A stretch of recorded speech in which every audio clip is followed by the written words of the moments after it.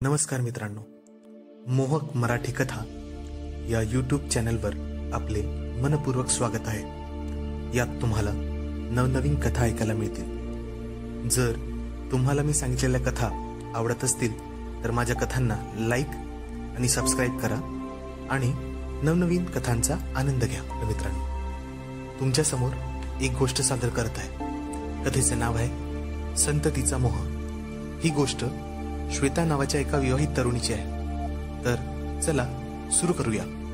इथून पुढे सगळी कहाणी श्वेताच आपल्याला सांगणार आहे। संततीचा मोह भाग 1। माझे नाव श्वेता पाटील आहे।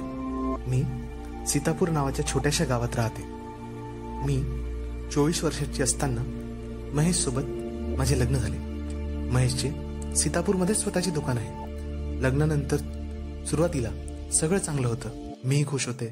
महेशने माझी चांगली काळजी घेतली।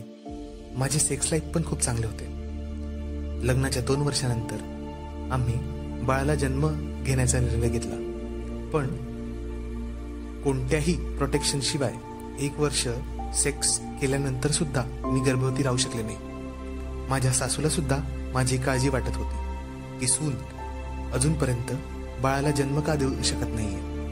माझ्या बाबतीतच असे काय होत आहे याबद्दल मलाही खूप काळजी वाटत होती। माझी मासिक पाळी अगदी रेग्युलर होती आणि मी शारीरिकरित्या सुद्धा परिपूर्ण होते। मी 26 वर्षांची होती। गोरा रंग, 5.3 उंची, सुंदर नाक, रेखीव शरीर असलेली मी माझ्या महाविद्यालयाच्या काळापासूनच सर्वांना आकर्षित करत होते। माझे शरीर सळपातळ होते। माझे मोठे गोलाकार स्तन आणि मादक नितंब अगदी लोकांना मोहित करत असत। मी लाजाळू होते आणि फक्त सलवार सूट किंवा साडी ब्लाउज घालायचे। शरीर झाकलेले होते। मी कधीही मॉडर्न कपडे घातलेले नाहीत, कारण मी एका छोट्या शहरात राहत होते। पण मला अजूनही वाटत होते की पुरुषांच्या नजरा माझ्यावरच आहेत, कदाचित माझ्या या मादक शरीरामुळे। महेशने मला बऱ्याच डॉक्टरांना दाखवले, पण माझ्या या लाजाळू स्वभावामुळे मला महिला डॉक्टरांसमोर सुद्धा कपडे उतरायला लाज वाटायची।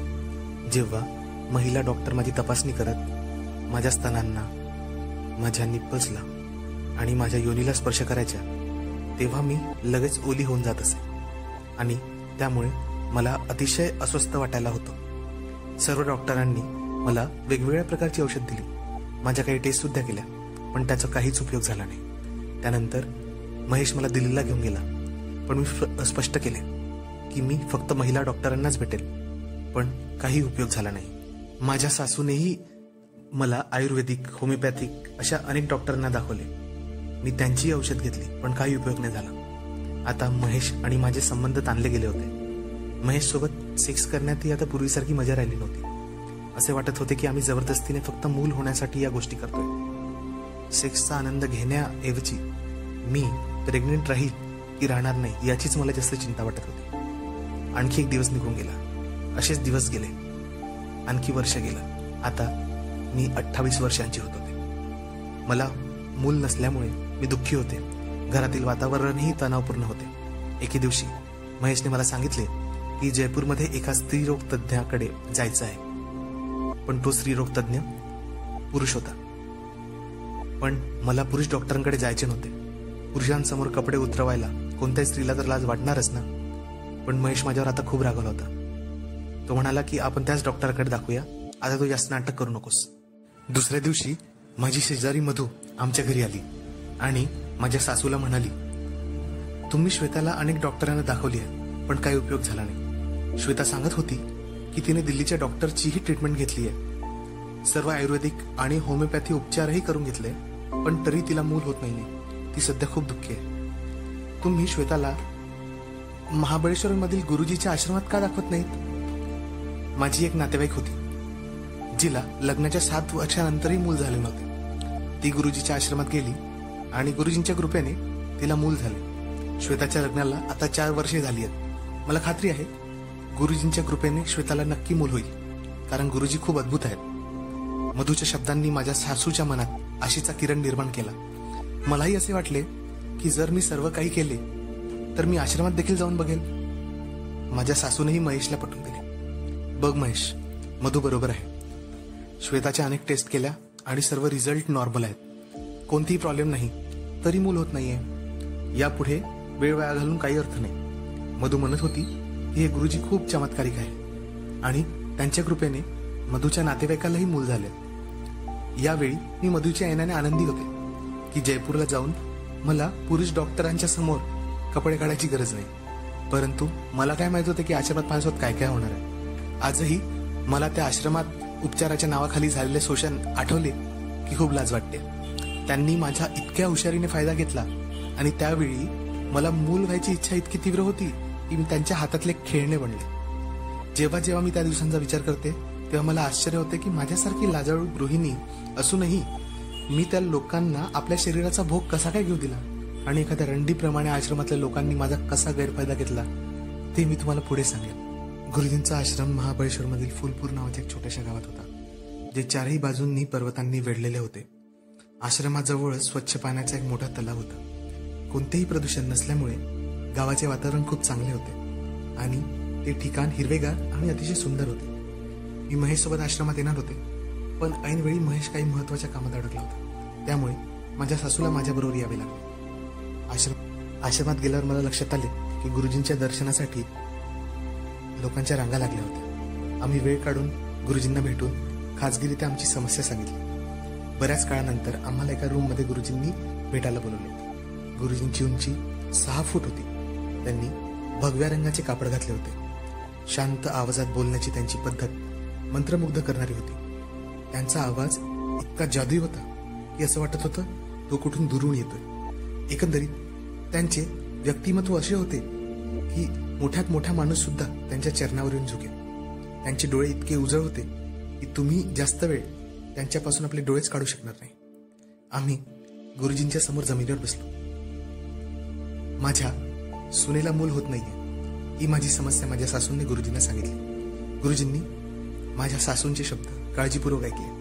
आमच्याशिवाय रूममध्ये आणखी 2 पुरुष होते. कदाचित ते गुरुजीचे शिष्य असावे.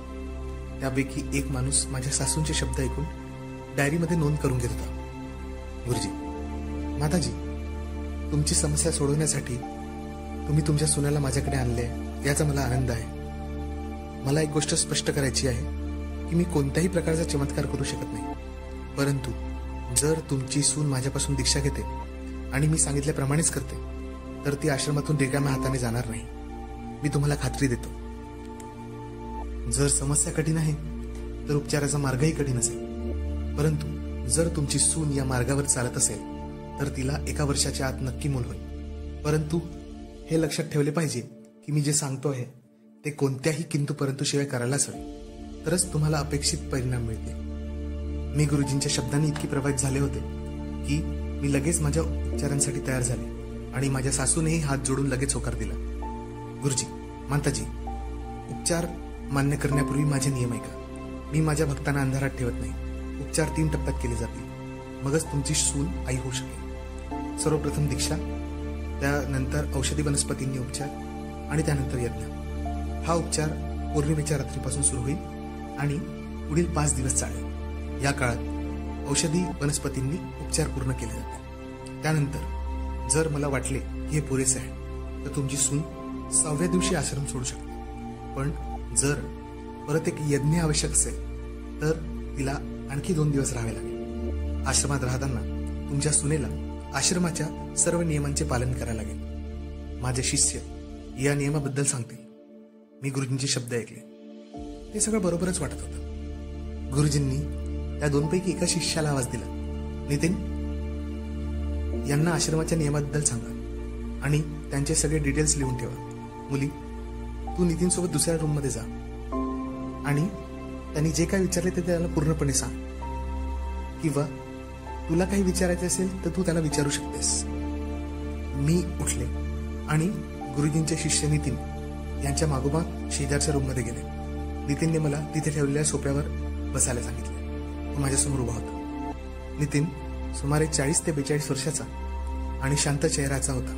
त्याच्या चेहऱ्यावर स्मित हास्य होते. नितीन: मॅडम, माझे नाव नितीन आहे. आता तुम्ही गुरुजीच्या आश्रयाला आलात. आता तुम्हाला विशेष काळजी करण्याची गरज नाही. मी आश्रमात अनेक स्त्रिया पाहिल्या आहेत ज्यांना गुरुजींच्या विशेष उपचारांचा फायदा झालाय.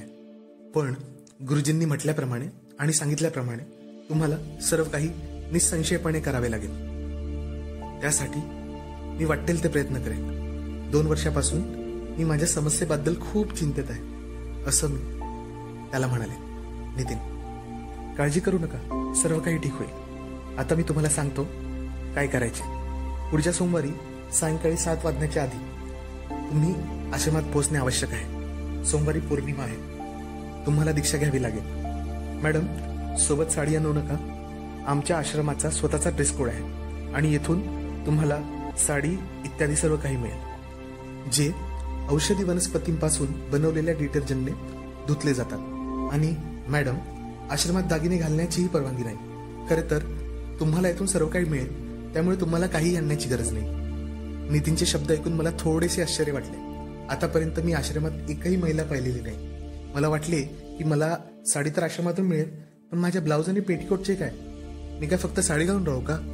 माझ्या मनात काय आहे हे नितीनला कदाचित समजले असावे. नितीन, मॅडम, तुमच्या लक्षात आले असेल की गुरुजींनी मला तुमचे वैयक्तिक तपशील लिहून ठेवण्यास सांगितले आहे. त्यामुळे ब्लाउज इत्यादींची काळजी करू नका. इथे तुम्हाला सर्व काही मिळेल. तुम्ही आश्रमातून हेअरबेल्ट पासून चप्पल पर्यंत सगळं काही घेऊ शकता. नितीन हसून म्हणाला. तेव्हा माझ्या शंका दूर झाल्या. हे सगळं तर ठीक आहे, पण माझ्या ब्रा पॅन्टीचं कसं होईल? ते देखील आश्रमातूनच मिळतील का? पण मी हे नितीनला कसं विचारू? नितीन, मॅडम, आता तुम्ही माझ्या काही प्रश्नांची उत्तरे द्या.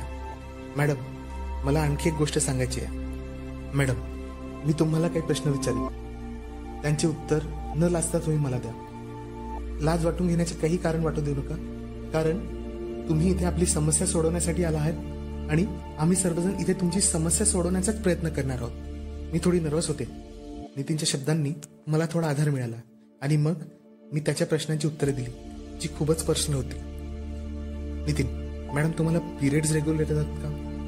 हो, रेग्युलर येतात, पण कधी कधी रेग्युलर येत नाहीत. अच्छा. नितीन, इरेग्युलर मासिक पाळी शेवटची कधी होती? 3-4 महिन्यांपूर्वी. त्यानंतर मी काही औषध घेतले आणि बरी झाले. तुमच्या पिरियड्सची डेट काय आहे? 22 किंवा 23. तीन खाली वाकून डायरीमध्ये सगळे काही लिहित होता. त्यामुळे त्याचा आणि माझा आय कॉन्टॅक्ट झाला नाही. एक प्रकारे बरेच झाले, कारण इतके पर्सनल प्रश्नांची उत्तरे त्याच्या डोळ्यात डोळे टाकून देणे मला खूप कठीण झाले असते. डॉक्टरांशिवाय कुणी मला असे पर्सनल प्रश्न विचारले नव्हते. नितीन, मॅडम, तुम्हाला जी मासिक पाळी येते ती नॉर्मलच येते ना? किंवा त्या दिवसात तुम्हाला खूप वेदना होतात का? जर होत असेल तर ते मला सांगा. 2-3 दिवस नॉर्मल वेदना होत असतात, मी त्याला सांगितले. नितीन, ठीक आहे मॅडम. जेव्हा तुम्ही आश्रमात परत याल तेव्हा बाकीचे वैयक्तिक प्रश्न गुरुजीकडून विचारले जातील. मी विचार करू लागले की यापेक्षा आणखी किती वैयक्तिक प्रश्न गुरुजी मला विचारणार आहेत. नितीन, आता मी तुम्हाला आश्रमाच्या ड्रेस कोड बद्दल सांगतो. आश्रमातून तुम्हाला 4 साड्या मिळतील, ज्या केशरी रंगाच्या औषधी वनस्पतींनी धुतलेल्या असतील. त्यामुळे तुमची सगळी कामे मार्गी लागतील. जर तुम्हाला काही एक्स्ट्रा हवे असेल तर तुम्हाला तेही मिळेल. तुमच्या ब्राचा साईज किती आहे? म्हणजे ब्लाऊजसाठी. हो, एखाद्या अज्ञात व्यक्तीसमोर अशा पर्सनल गोष्टी करणे मला ठीक वाटत नव्हते. त्याच्या प्रश्नाने मी हादरून गेले. तुम्हाला माझ्या ब्राच्या साईजचे काय करायचे आहे? वैतागून माझ्या तोंडून हे उद्गार निघाले. नितीन, मॅडम, मी तुम्हाला नुकतेच सांगितले होते की आश्रमात राहणाऱ्या महिलांना साड्या, ब्लाऊज, पेटीकोट हे आश्रमातूनच मिळते. त्यामुळे तुमच्या ब्राचा साईज माहीत असणे मला आवश्यक आहे. ठीक आहे, 34 लिहा, असे मी त्याला म्हटले. नितीनने माझ्या ब्राचा साईज लिहिला आणि हळूच माझ्या स्तनांकडे बघून तो माझा आकार मोजत आहे की काय असे मला वाटले. नितीन, मॅडम, आश्रमातील बहुतांश महिला ग्रामीण भागातून येतात. कदाचित तुम्हाला माहीत असेलच की गावातल्या स्त्रिया ब्रा घालत नाहीत. त्यामुळे आश्रमात आम्ही ब्रा देत नाही.